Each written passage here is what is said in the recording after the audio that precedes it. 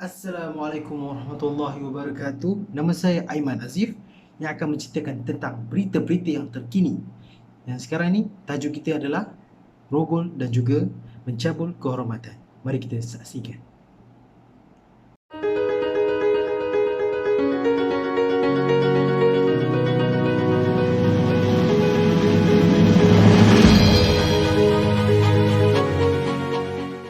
Seorang buruh didakwa atas dua pertuduhan merogol dan mencabul anak kandung. Di Mahkamah Session 1 terhadap 9 pertuduhan merogol dan cubaan mencabul dua wanita Mongolia. Kegairahan seorang penoreh getah memuatkan gambar anak saudara perempuan tanpa pakaian dalam status WhatsApp selepas mencabul mangsa memudahkan polis menahan lelaki berusia 57 tahun itu semalam.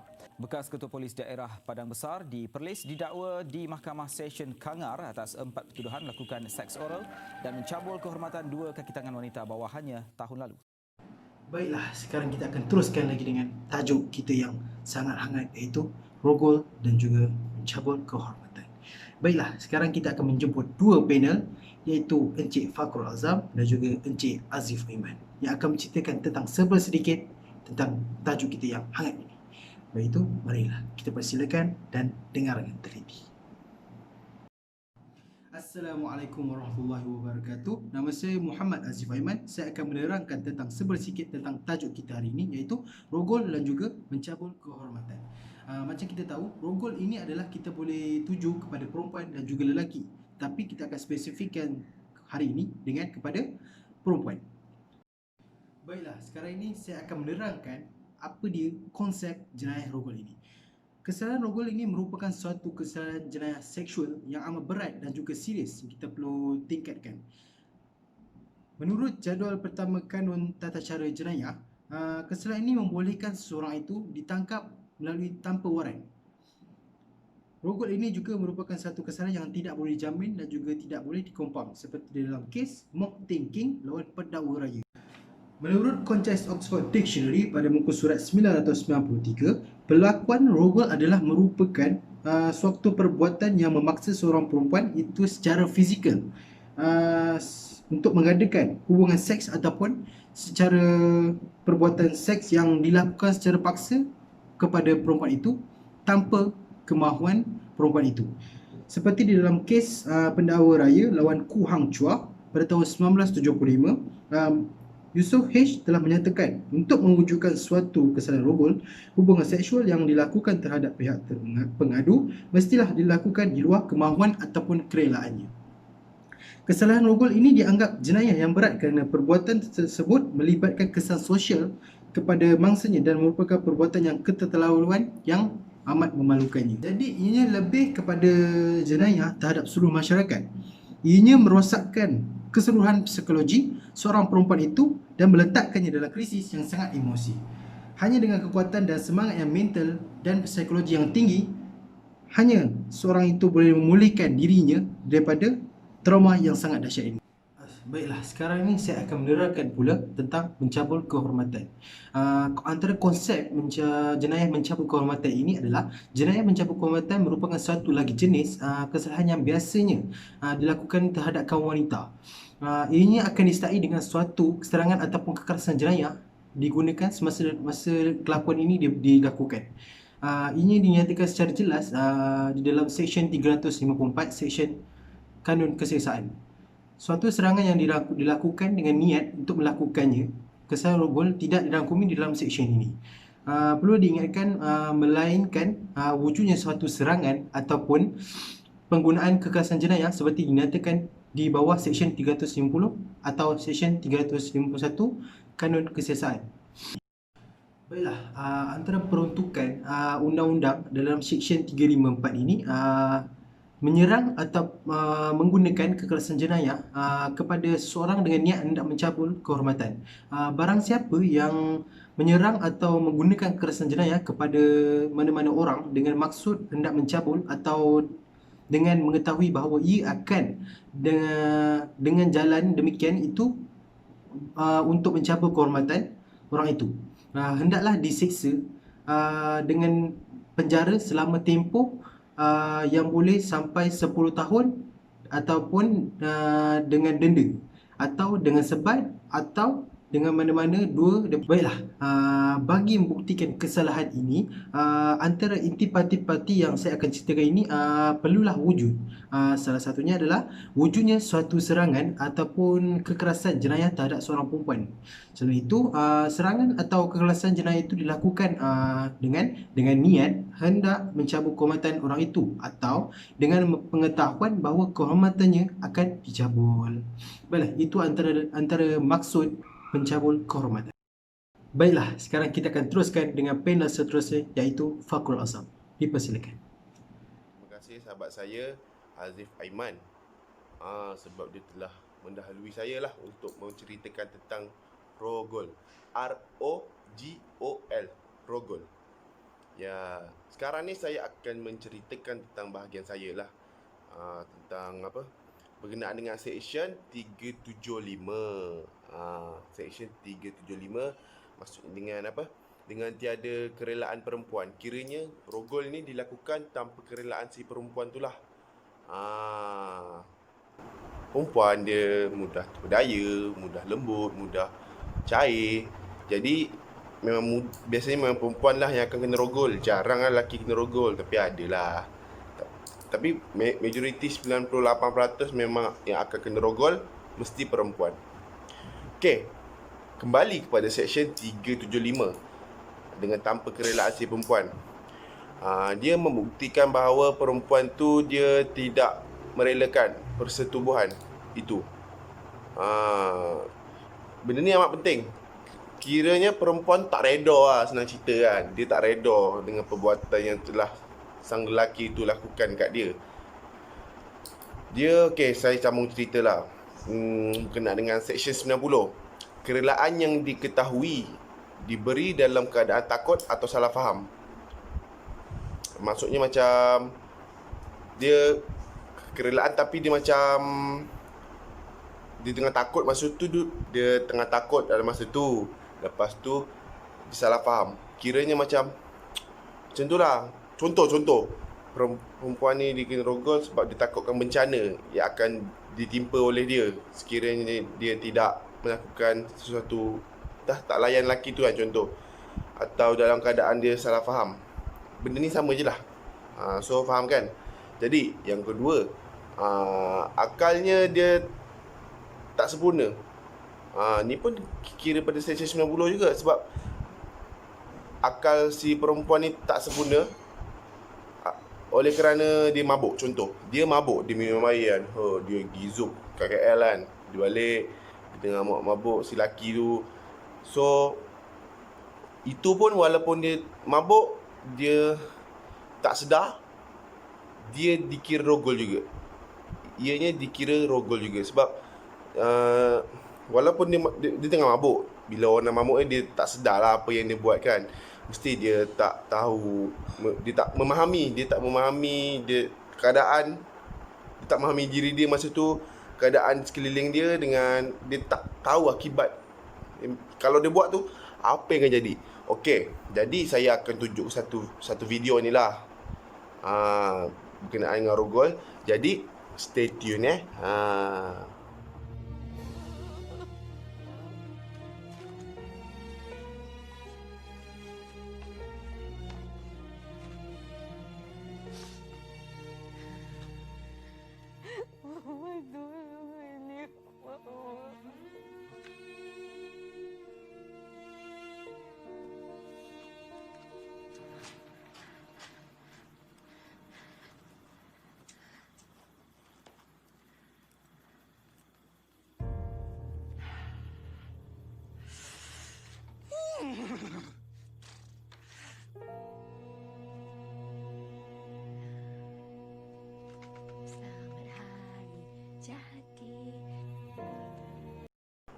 Okey, so dah tengok kan video tu yang tadi tu kan. Video rogol tu saya ambil daripada cerita filem lah, filem Mama. Tajuk cerita tu filem Mama, yang mengisahkan tentang seorang ibu dan anak yang sangat rapat. Jadi anaknya tu dirogol tanpa kerelaan dia oleh 3 orang lelaki. Itu adalah satu contoh rogol yang tiada kerelaan. Yelah, sampai tengok tadi dia ludah, dia apa. Kiranya ni sifat dendam lah. Ketidakpuhatian tu jadi perempuan tu kena rogol. Dia susah. Sebab yelah, bila nafsu ni dah mengawal diri, jadilah kes rogol. Memang amat susah lah, kan? Jadi itulah yang dah cerita tu tadi. Tu adalah sedikit je sedutan daripada filem tu, berdasarkan dengan apa, tiada kerelaan perempuan. Okey, sekarang ni saya akan teruskan lagi tentang Seksyen 90. Seksyen 90 yang berkait rapat dengan ni lah. Bukan berkait rapat, memang berkait pun. Memang berkait dengan Seksyen 375, itu yang kedua. Kerelaan itu tidak menjadi kerelaan yang sebenarnya jika penyerahan tubuh badan oleh seorang perempuan disebabkan oleh sama ada sifat salah faham tentang kenyataan, sebab akal perempuan ni kan dia tak sempurna sangat kan. Lepas tu penyebaran tubuh badan perempuan. Senang cerita macam ni lah. Saya akan bagi satu kes, iaitu kes Vijayan Pillai. Iaitu kes ni pada tahun 1990. Dia menyatakan tentang suatu kerelaan adalah perbuatan bersebab yang dilakukan secara deliberasi setelah pemikiran otak membuat penilaian dan pertimbangan akan baik buruknya suatu perkara itu. Kerelaan merupakan satu kemahuan secara aktif dalam pemikiran seseorang untuk membenarkan sesuatu perlakuan itu tersebut. Kiranya tersebut jadi. Sebenarnya ada banyak je kes rogol ni dekat Malaysia. Memang banyak sangat lah kes rogol kan. Jadi itu adalah satu contoh juga berkenaan dengan kes rogol yang tidak disengajakan, iaitu salah. Okey, kita teruskan lagi berkenaan dengan kes rogol ni. Saya akan beritahulah tentang antara kes-kes yang telah berlaku. Okey, antara kesnya berkenaan dengan R versus Young, iaitu seorang lelaki telah mengambil kesempatan bersetubuh dengan seorang perempuan semasa perempuan itu sedang tidur dengan suaminya. Kiranya lelaki ni dia telah rogol bini orang lah. Sedap-sedap dia dengan rogol bini orang. Suka hati dia je. Okey. Jadi bila perkara ini berlaku, mahkamah juga menyatakan bahawa ini juga adalah rogol. Kita bergalih kepada kes yang lain, iaitu berkenaan dengan seorang lelaki ni dia mengambil kesempatan bersetubuh dengan perempuan. Contohlah, lelaki ni nama dia Aiman, kan? Lepas tu perempuan namanya Siti. Tapi Siti ni, dia punya akal fikiran dia tu, kecerdikan dia tu amat rendah. Dia macam IQ dia rendah lah. Dia macam tak dapat nak fikir sangat baik buruk. So, lelaki ni dia mengambil kesempatan untuk menyetubuhi si Siti tu, contoh. Untuk perempuan tu. Jadi, yang perempuan tu, dia pun tak mampu lah. Dia tak mampu langsung untuk memahami kesan dia dengan akibat dia. Yelah, dia tak tahu bila dia dah gitu dia akan mengandung, dia akan apa-apalah, dia tak tahu kesan dia semua. Jadi laki tu juga, Aiman tu juga telah disabitkan kesalahan merogol. Itu faham kan? Okey, jadi kita pergi yang lain, iaitu lelaki juga. Lelaki menyetubuhi seorang perempuan yang tidak waras akalnya, maksudnya gila. Dia terus gila, bukan macam tadi kan dia macam IQ-nya rendah, tapi ni gila, perempuan gila tepi jalan ke mana ke, mungkin dia tengah tak tahan ke apa ke. Yalah, dia ambil kesempatan untuk menyetubuhi. Maka lelaki tu juga telah disabitkan kesalahan merogol. Dan yang terakhir lah, antara contoh, bomoh. Seorang bomoh ni, iaitu dukun, dia telah, mungkin dia tengah jampi perempuan tu, letak kemenyan ke apa kan, dia telah melalaikan perempuan tu. Lepas tu dia buat perempuan tu jatuh pengsan ke, dia buat perempuan tu tidur. Jadi bomoh tu juga telah disabitkan kesalahan merogol juga. Jadi ada banyak juga contoh-contoh tu, bila tak kisahlah disengajakan ke, tapi biasanya memang dah ada niat tu untuk merogol, memang dah kesalahan rogol. Tapi bila tak ada niat, tiba-tiba terbuat, itu pun boleh disabitkan kesalahan merogol. Yalah, sendiri buat, sendiri tanggung, sendiri ingatlah. Macam tu. Okey, saya teruskan lagi part yang terakhir dalam Seksyen 375 iaitu berkenaan dengan sama ada dengan kerelaan perempuan itu atau tidak perempuan itu yang berumur kurang lebih 16 tahun. Jadi cerita yang kali ini saya akan menceritakan tentang perempuan yang umurnya kurang lebih dari 16 tahun. Jelas dalam mentakrif rogol di bawah Seksyen 375, kerelaan atau ketidakrelaan pada pihak perempuan itu disetubuhi tidak diambil kira. Kiranya dia tak ambil kira lah. Sekiranya perempuan tu kurang umur 16 tahun, tak kisahlah perempuan tu yang nak ke, lelaki tu yang nak ke. Sebab yelah, bila perempuan dah umur 16 tahun ni, dia dah macam dewasa dah, pemakaian dia apa ke. Jadi ianya akan tetap dikira rogol. Sebab tak kisahlah sama ada perempuan tu yang ajak, memang ianya juga dikira rogol. Okey, jadi saya akan teruskan lagi berkenaan dengan Seksyen 375 iaitu berkenaan dengan perempuan yang kurang umurnya kurang benda 16 tahun. Dikurang 16 tahun. Sama ada dengan perempuan tu dia rela atau dia tak rela. Macam mana perbuatan dia? Sebenarnya jelas dalam mentakrif rogol di bawah Seksyen 375 ni, kerelaan atau ketidakrelaan pada pihak perempuan itu disetubuhi tidak diambil kira sekiranya umur perempuan itu kurang daripada 16 tahun. Kiranya ialah budak umur 16 tahun ni pun dia dah banyak yang dah matang. Lepas tu pemakaian dia pun macam pemakaian orang dewasa. Jadi sama ada perempuan tu yang ajak lelaki tu, perempuan tu yang ajak, dan atas kerelaan bersama, ianya juga dikira rogol. Jadi itu saja yang akan saya terangkan. Jadi kalau ada apa-apa, kelebihan, kekurangan, boleh inilah.